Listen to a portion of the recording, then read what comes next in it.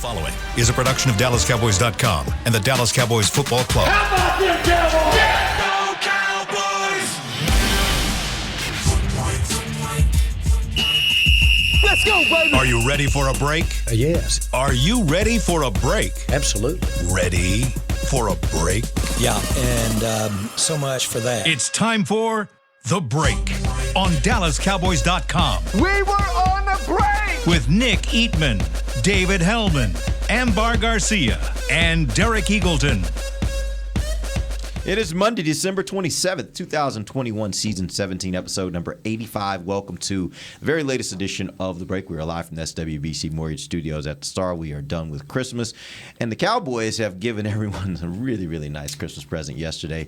They gave Amber that game that she's been asking for the last several weeks, a 56-14 beatdown of the Washington football team, benches and all. And I like Nick's tweet, bench please. Like that was we should have used that as a headline after the game. That would have been pretty perfect. But we're gonna break down the game for you guys, tell you guys what went right and if there was anything that went wrong for this team. So let's start, Nick. We didn't get a chance to get 84 last week because we didn't get a chance to do our show. You want to give me an 84 and an 85 real quick to get us kicked off here? I've always been a big fan of Joey Galloway. Yeah. 84. I know there's some other great tight ends that wore 84, but I liked Joey Galloway myself. I love how our personal things kind of filter into things sometimes. I got no issues with Doug Cosby. Derek. I like Okay, Doug good. Cosby. Good. 85. Yeah. Remember Ernie Mills? Yes, I do. Yeah. Ernie Mills. Yeah. I liked him. I did too. How long was he here for? Like 2 years? 2 years. Got 85? Noah Brown. Sorry. Dave keeps it real simple. It's who's here? Who's here? Well, yeah, I think he's the only guy that's worn it that I can think of the whole time I've been here. How about Darren Cheverini? I remember the name. All right. All right, let's get right into this You're stuff. not going to go with PC? Patrick Creighton, 84? Creighton was good, 84. He was 85. It was one of my favorites. I like Patrick just as a person. Cool guy. All right. All right, let's jump right in. Cowboys win 56-14. It was a game that was I don't know, just everything about it just seemed to work.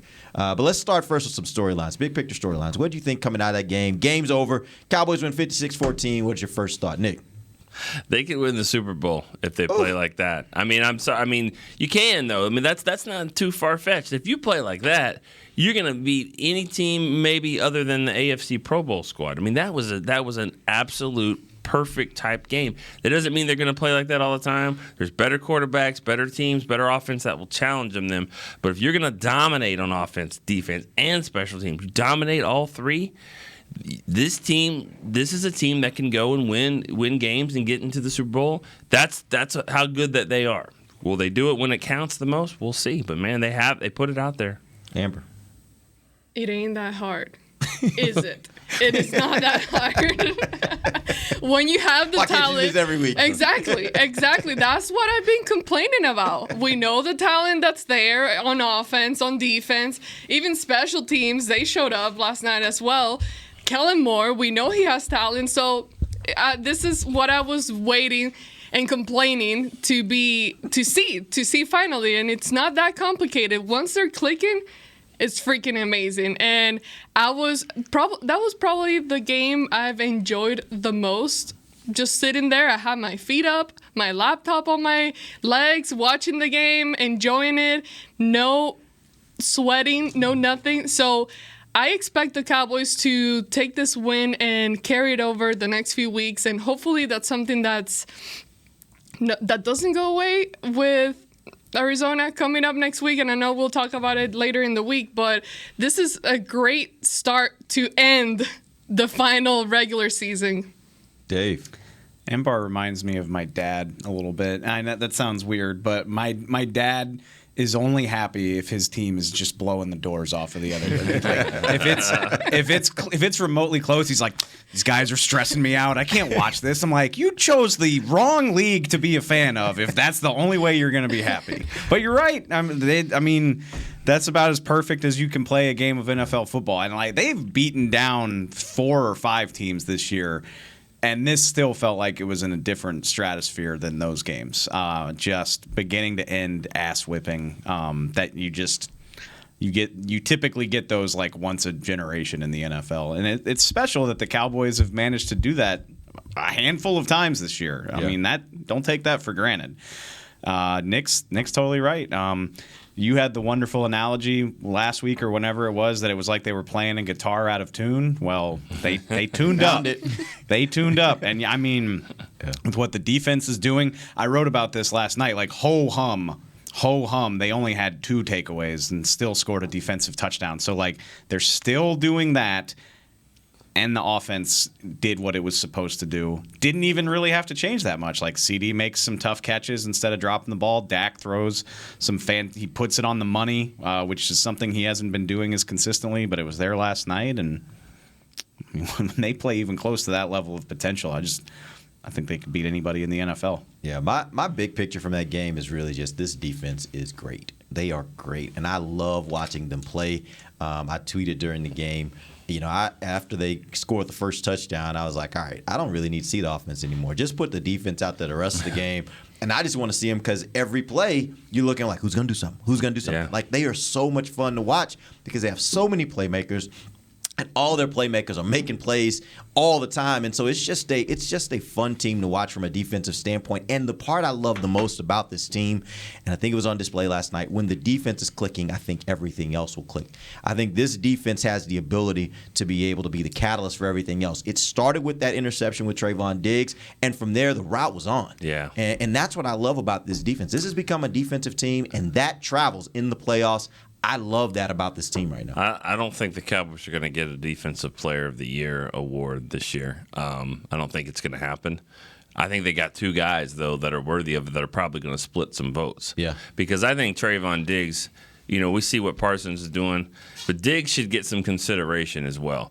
Obviously, 11 picks is amazing. It ties the Cowboys record with Everson Walls, which I'm sure he'll have some things to say today on Mixed Shots about that. But he's traveling with their best receiver. He's taking away your best option, or at least trying to. And so that right there is helpful. And then you're getting picks on top of it. I mean, he should get some votes as well. You know that they had between the 2 games they've played against Washington in the last 3 weeks, there have been 10 targets to McLaurin. McLaurin only played the first half of that last game. He got hurt in the first series of the second half, but they've had 10 targets to him. He's at one completion. I mean, so is Diggs. Yeah, exactly. So I mean, this is you talk about taking the top guy, and he was doing it earlier this season too. He was taking the top guy every week, and none of those guys were having great games. And so people can talk about his stats and he gives up yards and all this. I don't care. The guy gets turnovers. He makes plays. He has over 20 pass defenses, which is, I think that's the first time in NFL history someone's had 11 interceptions and 20 pass defenses in the same season. Like, he is having a remarkable season, Nick. And but for the fact that he's shadowed by Micah Parsons, I think he would be there would be a lot more people talking about him in that discussion. That's insane, and I agree with you. But that's insane, though, to say that he's being overshadowed by anybody because he has a chance to tie an NFL record that has stood since before the Super Bowl. I mean, that's the type of territory that he's in, and it's crazy the degree to which he's kind of been discredited. And I think in my opinion, a big part of it's just that he plays for the Cowboys. People, if you don't love the Cowboys, you hate them, and you're like, well, so what if he's got picks? He gives up yards, and he just 11 interceptions. I'm looking at McLaurin got targeted 6 times last night, caught it once. Just total non-factor in that game. And I get it. The Washington doesn't really have a great quarterback situation, but I don't care. It's impressive. Yep. Well, you got surprised they went after him that first play? Yes. Yeah. In the way they did. Not only did they, Washington ran double goes. Kelvin Joseph was carrying the exact same route on the other side of the field. First NFL start, first snap out there. At the very least, test him. Yeah. Test the rookie, not the Trayvon Diggs is going to be all pro when the season's over, and you're just like, yeah, we got this. I'm just going to check it out. It's stupid, and everybody, Diggs couldn't believe it. I think every player got asked about it, and they were all just like, why would you do that? Yeah. Why even chance it? If you're going to test him, you think you try to bait him, like you try to work him throughout the game, and then get him into a situation you got him thinking one thing, and then try to get him. I don't know why they thought that would be a good idea to start the game, but 14 is the record. Think he's going to get there? He's got 2 games. He needs 3 interceptions. Think he's going to get there? That's a lot in 2 games. Night Train Lane. Night Train Lane. Seriously, like that record's been around since like running Before backs. the merger. It's amazing just to say Trayvon Diggs at Night Train Lane. Yeah. That even sounds funny. Yeah. I mean, 3 in 2 games would be wild, but Kyler and I would be surprised, but I'm not going to bet against him. Why? Yeah, Kyler I mean, and Jalen Jalen will give it Hurts. to you now. He had 3 against Hurts last year. Jalen will give it to you. That would be fun. I'd like to just him to get 12 for sure. Break the record for the Cowboys. That would be cool. And Everson Walls, we did talk to him about last week, and he said, "Hey, get it, but no one's ever going to take my rookie record." He said no one's going to break that. So because Everson got 11 as a rookie, so he's got the record and a rookie record. He's like, so nobody's coming into the league. I'm not being erased from the record books. No, being moved. There will not be another player to come in as a rookie to get 11, and if he is, I guarantee he's not undrafted from Grambling. Like that ain't happening. All right, we're going to take our first break. When we come back, we got to talk about this offense. We're going to start with Dak and the day that he had and how he performed, and more importantly, what was different for him yesterday, because it did seem like there were some things that were a little different. We'll talk about that when we come right back. This is DallasCowboys.com radio. At AT&T, everyone, new and existing customers, get our best deals on every smartphone. Why? Because you deserve it. For turning your living room into your office and your gym. For teaching Grandma how to video call. And teaching her again. It's the button on your left, Nana. Okay, your other left. It's not complicated. Everyone deserves something new. So AT&T is giving everyone, new and existing customers, our best deals with every unlimited plan on every smartphone, even the latest ones. AT&T may temporarily slow data speeds if the network is busy. Restrictions and exceptions may apply. Hi, I'm Clint Tillison with... And I'm Jay Novacek, and we're both with... United Ag and Turf, the official tractor provider of the Dallas Cowboys. So, if you need a tractor to bale some hay, a mower to cut some grass, or a gator to get some chores done... Get a John Deere at United Ag and Turf. And then, let's get to work. Hey, Jay, that's my line.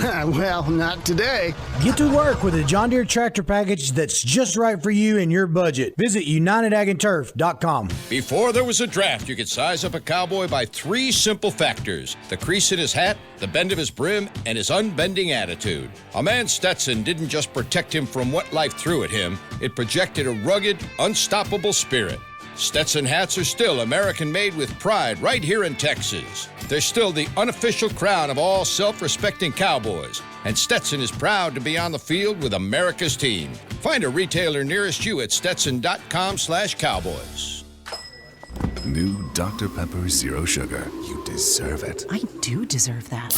You deserve decadent flavor without sugar, and a day at the beach without sand getting everywhere.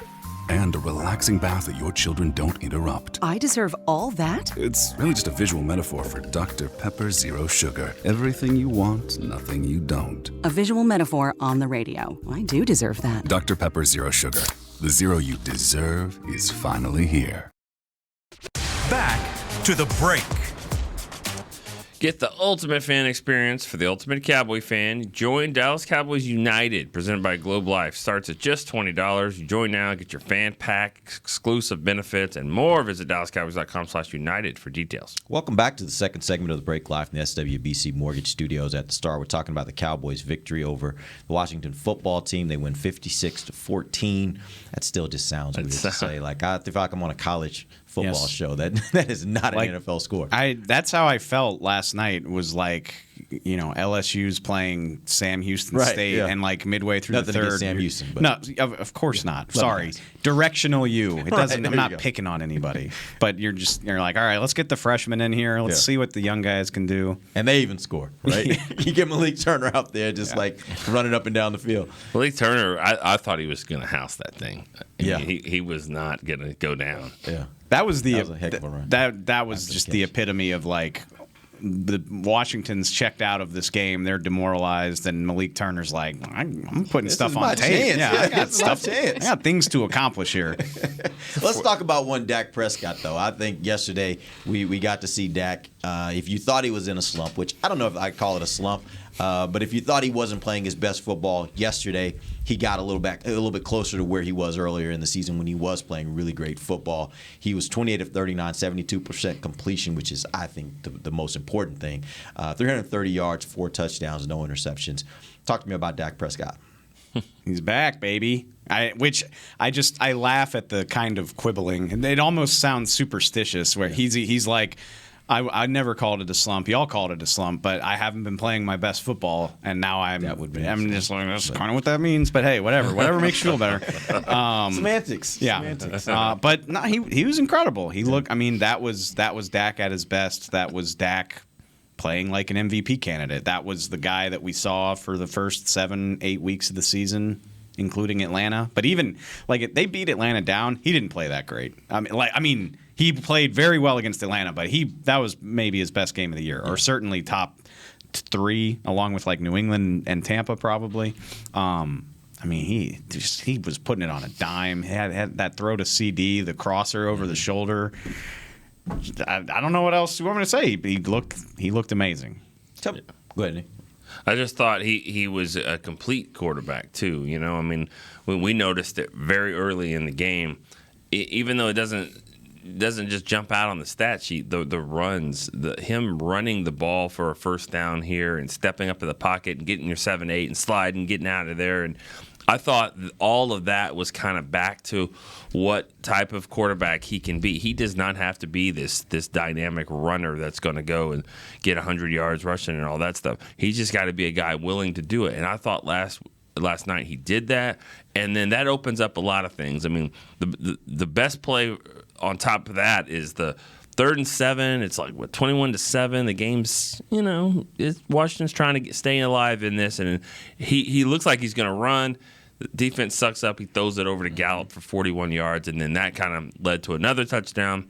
I just thought his ability to run was important last night. He looked like himself, in my opinion. I mean, he ran for 21 yards, and yet, like we've been saying, you don't need Dak Prescott to run for more than 10, 15 yards in a game, but the ability to do that, to extend plays, and then, the scramble throw to Gallup, I just think that's such a staple of his game that we haven't been seeing consistently over the last 5 or 6 weeks. Trying to figure out what was different, it makes me wonder, okay, did he play better because everybody else was playing better in the offense as a whole, or did everybody else play better because Dak was playing better? But then at the same time, you're like, okay, you don't necessarily need to put the two against each other. They're a whole unit. They play as a whole. I think that everyone was just working right. You had the running game. You had the tight end position doing well as well.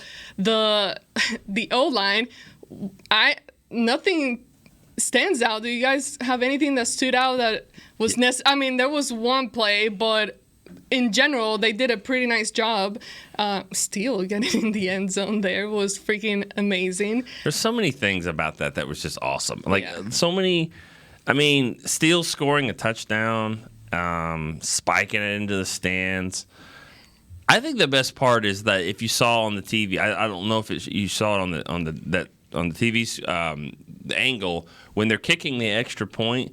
Zeke is in the end zone running across because he went and fetched the ball from the fans and told the fan, we're going to get you something else or whatever, because made sure he got the ball for Steele. Yeah. Something that Steele wasn't thinking about in the moment. No. He's so excited. He just scored a touchdown. He spikes it into the stands, and he's going to want this ball later, right? I think Zach Martin said that last year Zeke scored and gave him the ball. Yeah. And he kind of, just kind of threw it down and spiked it, and they were all getting onto him about that was a terrible spike. You bring some authority. So that was why he. So I was like, all right, He said he catches that. He's never dropped that pass in practice or whatever. Yeah. But I thought Connor was he the 17th person to catch a touchdown at the time. Yeah, right. No, to have a touchdown. No, D-Law broke the record at 17. Okay. The record was 16. His he return, broke it. his 17 was 18. Steele was 18. He's at 19 now.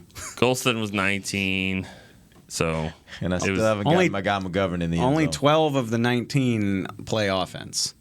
7 different non-special. Is that a record? I don't I'm know, guessing that has to be a record, right?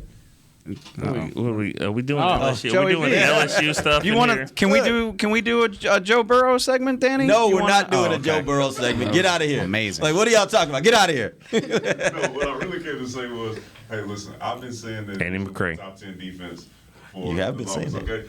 We look damn. I got nothing to say. For those that couldn't hear him on the mic, that was Danny McCray. Danny just McCray saying, interrupting our show. Is that called a show bomb?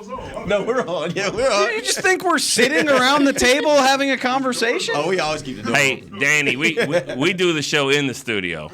All right. He's right though. He is right. But We had that conversation. The three of us had that conversation. Danny and I have been arguing about this defense since training camp. Yeah. Like every day I come into work and he's like top 10, and I'm like, okay, buddy. And like over the course of the season, I've been like, oh, okay. And now I'm just like, you're right. I got nothing. Yeah. I But got let's be nothing honest. for you. I don't think even he thought they would be as good as they are right now. No, Like, I don't nobody think did. Anybody could have imagined. It goes back to now. what I mean. Even the people that were banging the table for Micah, like the big diehard draft Micah people, even they had no idea what was coming. I mean, you could never have predicted how successful they've been. Yeah, Dan Quinn is just a remarkable defensive coordinator. I don't think I was. Yeah, I don't think I was in the category of bang the table for Micah Parsons. I did. That was the guy I wanted them to draft.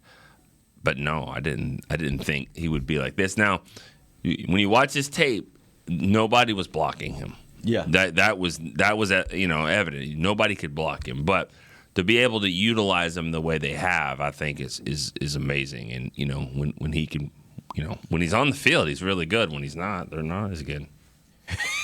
You want to? That was the one. You remember? Something I said, to say about we're that? actually going to play a little game. I'm going to throw out some names, and I'm just going to let you guys riff on them and how they played. And actually, that was one of the reasons why I did is because Nick was losing his mind in the press box during one series in the game. Cowboys are probably up by 4 touchdowns. I don't know. 21-0 because Dave even said it's 21-0. I said not anymore. It ain't because it was like right when Gibson scored. But I don't understand that. And Michael Parsons, go Nick.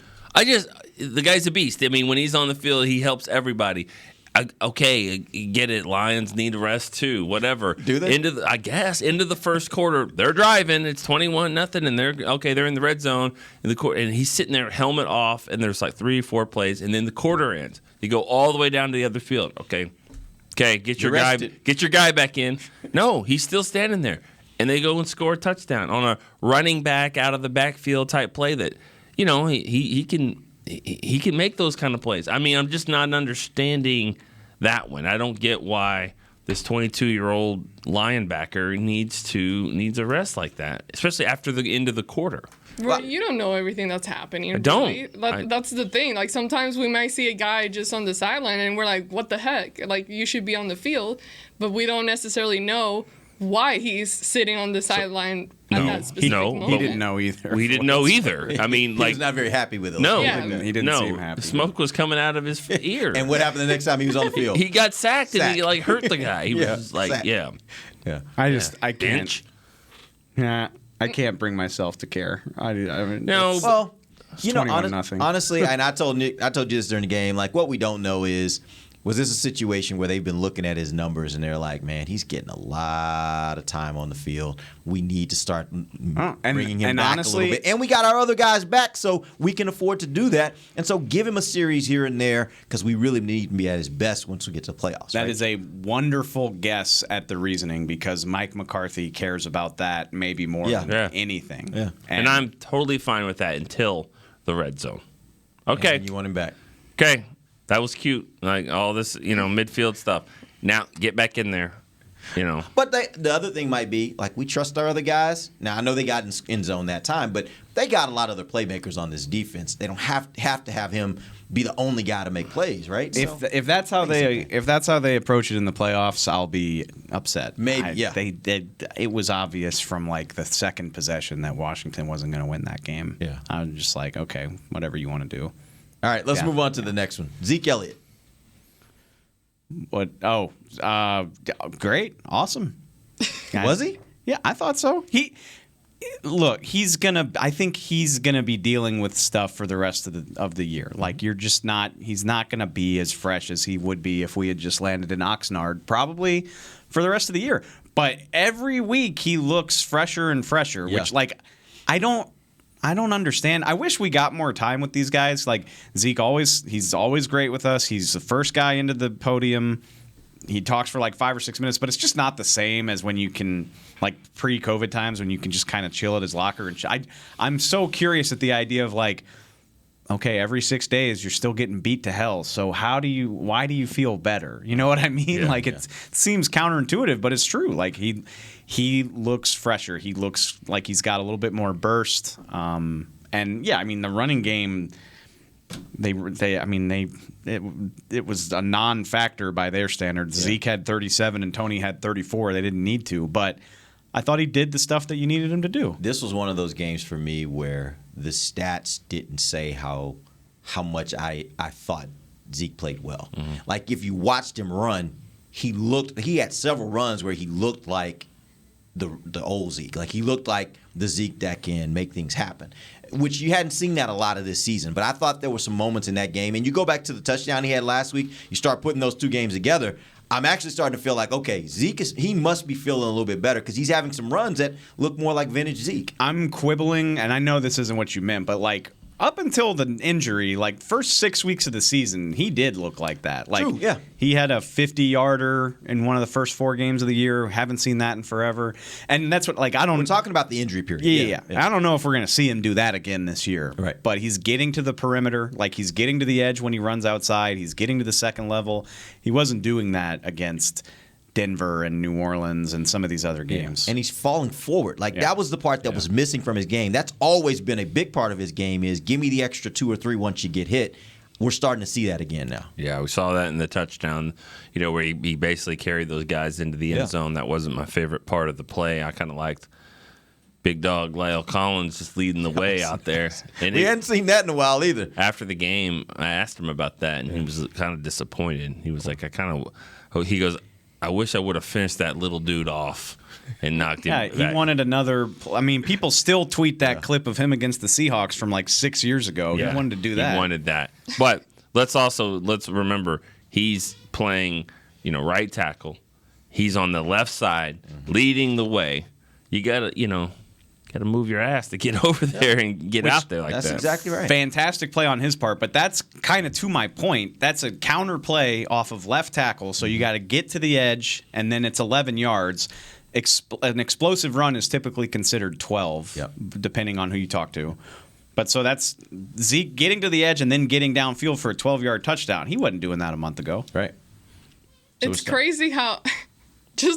I keep imagining thinking about the game last night, and it's just amazing the way they played. And, it's one thing, people from the outside criticizing you and talking crap and all that, but it's another if you got your own teammates talking crap to you. And I'm talking about the defense versus the offense and the type of bet that they made between each other. So I'm assuming that has a lot to do as far as like energy wise, and the fact that everyone on offense just showed up from the get-go at the beginning of the game. Everyone was playing with a different kind of energy, and I like to think that was the defense, our own defense, talking crap to them. When you start talking about teammates talking crap to each other, I actually thought you were going toward the Washington bench. No, that's the kind of bad crap that you don't want. There's the good kind of crap, which is what the Cowboys are doing. Good crap and bad crap. Yeah, good crap and bad crap. Yeah.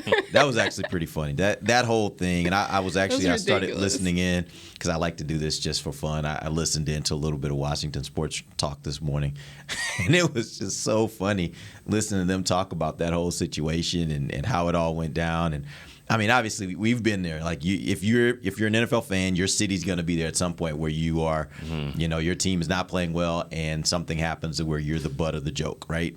They are certainly the butt of the joke this morning, from the benches to the fight on the sideline. Like, everything right now says Washington is a joke, and they just got to deal with that. Well, the Cowboys win the NFC East, before the game starts. Yeah. And I mean, I'm asked on our pregame show about, you think the air is going to be kind of let out of this? And I'm like, I don't think so. It doesn't seem like it. But Washington was the team that had something to really, really play for. They were desperate. So to beat a division rival like that was a desperate team needing to hang on for the playoffs, and you've already kind of wrapped something up. I mean, that makes this win even more impressive. Yeah. I agree. Cowboys were working some stuff out last night. I mean, it's been a frustrating month, and for nobody more than those guys. Yeah. And I'm positive that they're tired of hearing about it, and I bet they're not the type of thing they want to say publicly, but they're probably privately pretty pissed that people like us talk about them like the sky's falling when they've won 3 in a row and they're 10-4, and so kind of crack your knuckles like, yeah, we're okay. That's also the interesting thing. Like, whatever you can say about this team, they've shown us so many different ways of winning this year. They've won ugly. They've won some games that were defensive struggles. They've had some blowouts like last night. Like, it's all over the map. They can win in a lot of different ways, which is, again, a very good sign for a championship caliber team. Is how many different ways can you win? Because you're gonna be presented with different circumstances every game in the playoff against really good teams. Going back to Nick's point about they can win. I mean, they can win the Super Bowl playing the way they did. I was thinking about this last night. You never know what'll happen, and obviously, it gets scary if you're talking about like going to a place like Lambeau in January. But every time I've ever covered a good Cowboys teams, 14, 16, 18, every year I was like, yeah, they're good, but they're not as good as Seattle, or they're not as good as Green Bay or whatever. I can't guarantee they'll beat those teams, but I don't think there is a team in the NFC that's definitively better than them. Nope. Yeah. All it is, and I was having this conversation with my nephews last night, there's one player that you're worried about. Yep. Everybody else, all the other teams, I'm like, hey, I'll take this team up against that team. I'll take this team up against that. It's Aaron Rodgers is the guy that you're looking at like, I just don't know because he's Aaron Rodgers. Everybody else, I feel like the Cowboys, I think the matchup is good. I think the Cowboys got a real shot to beat them. All right, we're going to take our final break. When we come back, we got some more names. We're going to run through some guys that stood out in yesterday's game. We'll do that when we come back. This is DallasCowboys.com radio. Want to use what the pros use? How about the official men's skincare brand of the Dallas Cowboys, Jack Black? Right now, you can get the Jack Black Starter, a curated collection of Cowboys locker room favorites for just $10 with free shipping. The starter includes 4 Jack Black skincare favorites, plus a full-sized intense therapy lip balm. Go to getjackblack.com/Cowboys and use the code word TEAMJB. That's getjackblack.com/Cowboys. The Jack Black Starter, $10, free shipping. At AT&T, everyone, new and existing customers, get our best deals on every smartphone. Why? Because you deserve it. For turning your living room into your office and your gym. For teaching Grandma how to video call. And teaching her again. It's the button on your left, Nana. Okay, your other left. It's not complicated. Everyone deserves something new. So AT&T is giving everyone, new and existing customers, our best deals with every unlimited plan on every smartphone, even the latest ones. AT&T may temporarily slow data speeds if the network is busy. Restrictions and exceptions may apply. Hi, I'm Clint Tillison with... And I'm Jay Novacek, and we're both with... United Ag and Turf, the official tractor provider of the Dallas Cowboys. So, if you need a tractor to bale some hay, a mower to cut some grass, or a gator to get some chores done... Get a John Deere at United Ag and Turf. And then, let's get to work. Hey, Jay, that's my line. Well, not today. Get to work with a John Deere tractor package that's just right for you and your budget. Visit UnitedAgAndTurf.com. Before there was a draft, you could size up a cowboy by 3 simple factors: the crease in his hat, the bend of his brim, and his unbending attitude. A man Stetson didn't just protect him from what life threw at him, it projected a rugged, unstoppable spirit. Stetson hats are still American-made with pride right here in Texas. They're still the unofficial crown of all self-respecting cowboys, and Stetson is proud to be on the field with America's team. Find a retailer nearest you at stetson.com/cowboys. Back to the break. Your favorite WWE superstars like Roman Reigns return to AT&T Stadium for WrestleMania on Saturday, April 2nd, Sunday, April 3rd. Get your tickets for the most stupendous two-night WrestleMania in history. Visit SeatGeek.com, the official ticketing provider of AT&T Stadium. Welcome back. Final segment of the break, live from the SWBC Mortgage Studios at the Star. We're talking about the Cowboys win 56-14 over the Washington football team. We're going to wrap this show up, but starting tomorrow, we're going to start early getting you guys ready because we have shows for Tuesday, Wednesday, Thursday this week. We'll talk about Arizona, and Friday we won't be having any shows, so we'll try to wrap this thing up by Thursday. So tomorrow we're going to try to get Bucky on tomorrow and Wednesday and see how that goes. New Year's Eve. Yeah, it's exciting. You didn't know? I thought I told you. You never tell me anything. What? I'm gonna kind of side with Dave on this. I don't know. I told you what Last you were week supposed when to he tell. said I was supposed to tell him. Yes, you were supposed to tell Friday. your This week team. too. That's why I'm looking at you like that. It's fine. First I've heard of Anyway, I'm excited. nobody said, and I've told you guys, What about Beam? my directors. Someone please don't. Can y'all direct? How about please? Chris? How about the producer? He doesn't even know. Anyway, we'll be on. We won't be having any shows on Friday, so everybody knows we won't be having any shows on Friday. 5 days from now, we go hour to hour over here. That's true. That is very true. Take it one Especially day this at a time of time. year. All right, we got some more names we need to talk about. Let's talk about one Amari Cooper. He had 7 catches, 85 yards, 1 touchdown. What'd you think of his performance? The irony is that he dropped like 3 passes last night. That's uncommon for him. But it's funny because that's one of the things we've been talking about. And CD had a drop too, which totally is offset by the work he did in the first half. I mean, I think it was a pass from Cooper Rush. Who cares at that point? But he's like, "Why am I Wow. here?" Right. Yeah, He looked around he's like, "What do you mean I gotta He's go our out there?" backup. If something happens, he's our backup. But Come on. it was no. He played great, and they can downplay it. I don't think they went into the game like Amari's got to get the first target, but they made a concerted effort to get him the ball, and I think that paid off. And it's just emblematic of everything that was clicking on offense that hasn't been. And it's funny to me that they were clicking so well that it didn't even matter that they still had some execution issues. Well, what's funny is that he was complaining about not getting enough targets. Yeah. So, I mean, there he is. But that comment made me think. I like to sometimes overanalyze things and just it gets in my head, and I'm like, okay. Are they starting to lose some kind of chemistry? Because we've been okay, all of these receivers are happy that each other are getting as many targets as they are, and no one is complaining or being a diva or anything. So that comment made me wonder. I'm like, kind of keep an eye on it. But it seemed that it worked out fine, even regardless of those drop passes. Yeah. You don't know how much I love that play that they did in the Cedric first Wilson? drive. I love that play. I think about that sometimes. I think they should college, they should do that way more flicker often. every game. Well, I mean, but what it does is that when you can catch the ball over the middle, the way the defenses are playing you with, they're playing it back like that, it's there. And the simplest part of that is for him to catch that pass, and he drops that one, kind of messes the whole thing up, because he wouldn't have got a first down, but it would have probably been like 4th and 3, 4th and 4. But it's good to have when you're going to play that kind of coverage to say, and it was set up perfectly, that he was there for it. I love the play, just like I love the flea flicker, but it hasn't worked out so well the last couple of times. And Kellen every Monday watches tape from around the league and looks for stuff, and the Jets ran that a week or two ago, and then they got like 40 yards off of it. Yeah. I loved the decision to put it in. Yeah, you would think you catch a lateral, but no, I thought Amari was good, and that's they didn't do anything different. They weren't calling all these crazy plays that they haven't been calling. That's what made it so frustrating these last few weeks is Washington was still playing a lot of too high.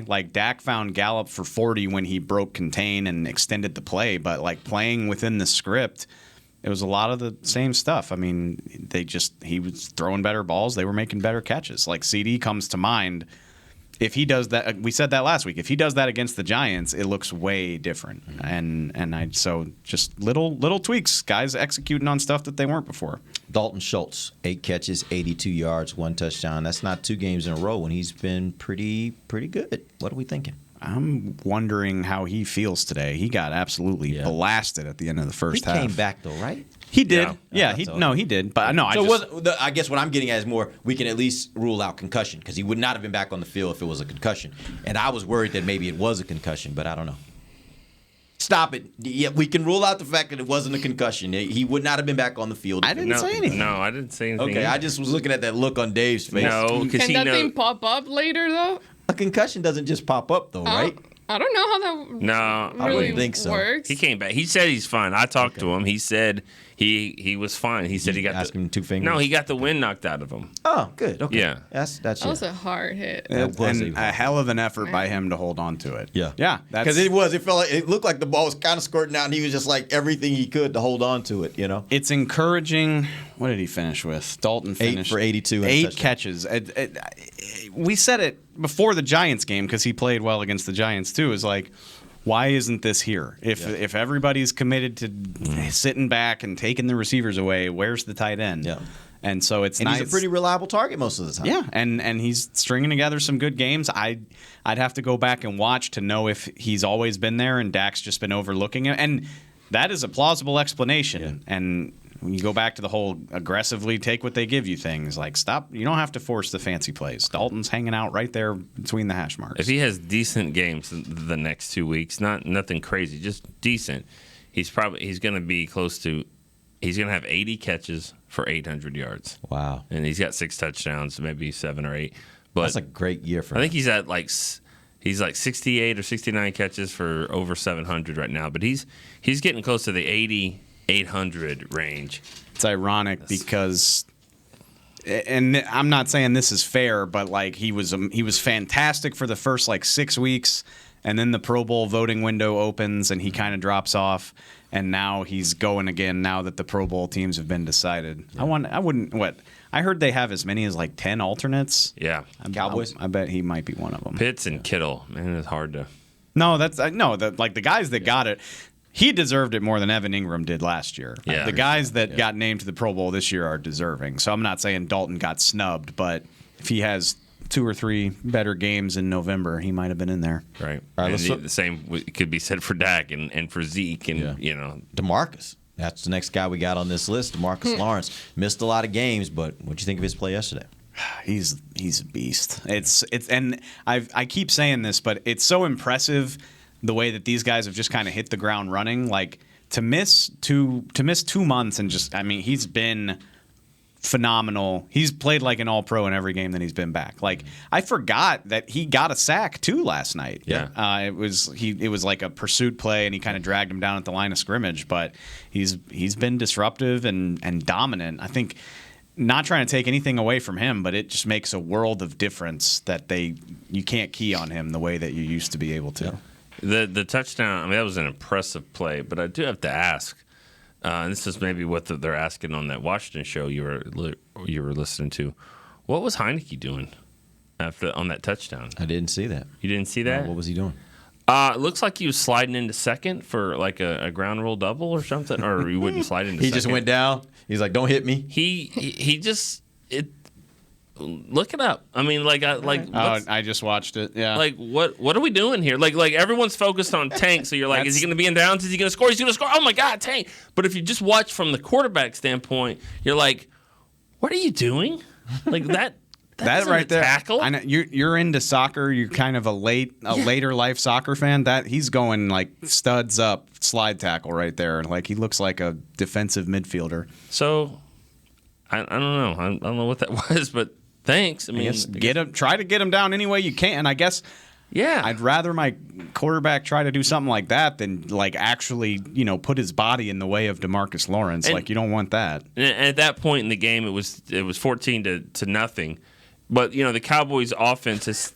You watching it? Okay, right. He did. Slide in second. He's safe. Yeah, he's safe. Good job. Yeah. Yes, DeMarcus is safe in the end zone. Yeah, and you're safe to play again. But they have red zone issues. They didn't last night, but they've had some. And then the least they want to do is tackle him. Get him out of bounds, push him out of bounds, and then maybe hold him to a field goal or whatever. Yeah. But nah. Didn't happen like that. I don't think he's very good. I'm sorry. Heineke? No, I know that there's the moxie, toughness, all that stuff. Yeah, that works at Old Dominion. He's playing better than you thought a guy that's coming in under those circumstances would play. That doesn't mean he's good. I think that's sometimes where we kind of get it mixed up. Like he can have a player or two, and you're like, oh, okay, but that doesn't mean he's good. He had a baseball night because he threw the ball to first base like 6 times. Like he was just trying to get rid of the ball. Like he had no shot. Yeah, he was getting just harassed back there. There's no way, and I'm not trying to say he's like not tough. He's definitely got a lot of moxie, but like. He especially with his experience at FedEx, he had to have just felt hopeless standing, like making those calls. He's like, Oh my God! Like, just don't stop it. Don't hit me anymore. Before he even stepped up to the line of scrimmage, he was probably thinking, "Oh God, this is not going to be good. This is not going to be good." They're about to face. I mean, it's going to be a challenge now. I mean, because this guy can run. I mean, Kyler Murray. I said what I said a couple weeks ago. He's not my favorite quarterback in the world, but I mean, he's a great athlete. Did y'all see that run last week? That's just like the one where he ran for almost touchdown. I think he got down to like the one. But he went through the defense. He was scrambling. He goes through the defense, and you could just see the speed because everybody's running. But you know how you see certain guys running, and everybody else is running, but they're running way faster, and that tells you just how fast they are. It was an amazing play. He every time I've ever seen him play, like he has 8 yards whenever he wants it. Yeah. It's just a matter of, do I want to settle for that or look for the bigger play downfield? And that's the Cowboys are uniquely positioned to combat that. I can't wait to see what it looks like because every time I've ever seen Kyler play, 8 yards on the ground is guaranteed if he wants to do that. Yeah. And not to get too far into the conversation because I think that's going to be the conversation we'll be having over the next couple of days. But I think this is the one game where I want to see how does Micah match up because this is a game where you might be able to have the one antidote that no other team seems to have to him running, which is a linebacker who can spy him, who can run. Now, I'm not saying he can run as fast as Kyler, but he can run. And so that's going to make for a really interesting matchup, I think. Yeah, it's going to be a really interesting matchup and how Dallas plans to play against him. That plays off one more thing I wanted to say about DeMarcus, and we touched on it last week, is like this has to be the most freakishly athletic front that I've ever watched, at least from a professional standpoint. Like the athletic ability that these guys have, like what Randy did at FedEx, what DeMarcus did last night. Micah speaks for himself. I mean, there aren't a lot of offensive lines that can cope with that, and there aren't a lot of quarterbacks. Kyler Murray might be one of them, but and I don't want to get too far ahead of myself, but like Aaron Rodgers has killed them so many times over the years by like extending plays, and you just can't get to them. They can do something about that. Yeah. And he can't move the way he normally would move with that toe. So there's a lot of intrigue as to how Dallas is going to match up with a lot of these teams down the stretch and into the playoffs. Neville Gallimore too. Like he's not athletic on that level like a Micah Parsons, but like he's just a big dude who can move and move you also. Like collapse the pocket. I mean, I think he's a really big part of what they've been doing since he got back, even if his stats don't always show it. That's another thing about Heineke. Like he's shorter. Kyler Murray is obviously short as well, but he runs a lot better. But still, when you're standing in that pocket and it's getting collapsed, you become shorter. You know, those guys get taller, and it's a tougher throw to make. So that's about tipping passes. So that's going to be the key in a game like that is just keep getting that interior pressure. Real quick before we end the show, I do need to get some thoughts from you guys on Kelvin Joseph. He got a lot of play last night. What do you guys think of his play? I thought he was great. For all things considered, like he couldn't have known he was going to be playing that many snaps. He played 57. Couldn't have known that until Friday at the earliest, maybe even Saturday. They put him out there. I mean, they didn't let him. They tried to keep him away from McLaurin. I think that's a big part of Diggs probably traveled even more than he usually does, which is smart. But so he didn't have to go against McLaurin, but he also had to do more stuff. Like you're not just like, hey, Kelvin. He's traveling. That means I got to travel. Kelvin, you're on the left side. Just worry about the left side. They didn't really do that. He should have had a pick. Yeah, I'm sure he didn't. I'm sure he lost sleep about that last night, but I'm not going to kill him for that. No doubt. I was going to say, I wonder what they are actually doing different this year, because I feel like most guys that have been out, when they come back, even if it's not for the whole game or anything limited or whatever, they seem to do pretty well. Like in the past year, I feel like guys that have been injured or out for a while, it kind of takes them a few games to get going. And this year, man, whatever they're doing over there, it's freaking amazing. And I am so impressed by the coaching staff. I am so impressed by the medical staff and everything, how they've handled. Because I can't think of a single guy that has come back and just had who? Maybe Dak? Oh. Well, you gotta ruin my thing. You know what, though? As I say that, he came back. I'm talking on defense. Though. Okay. But you know what? You're actually right, because when he came back, he was amazing when he came back from the Atlanta game, right? No, he came back against Denver first. Yeah.